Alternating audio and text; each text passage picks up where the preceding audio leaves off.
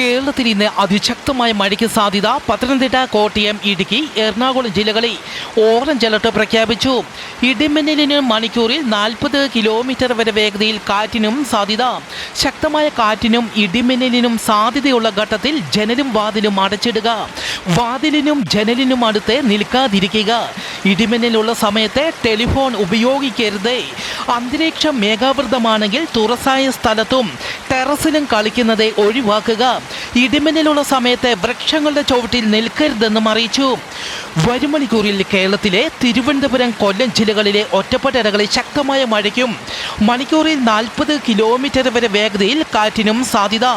മറ്റ് ജില്ലകളിലെ ഒറ്റപ്പെട്ട ഇടങ്ങളിൽ നേരിയ മഴയ്ക്കും മണിക്കൂറിൽ 30 മുതൽ 40 കിലോമീറ്റർ വരെ വേഗതയിൽ കാറ്റിനും സാധ്യത. സൗദി അറേബ്യയിലെ ജിസാനിൽ മിന്നൽ പ്രളയവും ആലിപ്പഴ വർഷവും വിവിധ പ്രവിശ്യകളിൽ റെഡ് അലർട്ട് പ്രഖ്യാപിച്ചു. മക്ക, മദീനയിലും അതീവ ജാഗ്രത പ്രഖ്യാപിച്ചു. നേപ്പാളിൽ മിന്നൽ പ്രളയം, 15 മരണം, 105 ഇന്ത്യക്കാരടക്കം 500ഓളം പേരെ കാണാനില്ല. ഇന്ന് രാവിലെ ടിബറ്റൻ അതിർത്തിയോട് ചേർന്നുള്ള മേഖലയിലാണ് പ്രളയം നാശം വിതച്ചത്. ടിബറ്റിൽ നിന്ന് നദി കരകവിഞ്ഞതിനെ തുടർന്ന് തീരപ്രദേശങ്ങളിലെ ഗ്രാമങ്ങൾ വെള്ളത്തിനടിയിലാവുകയായിരുന്നു.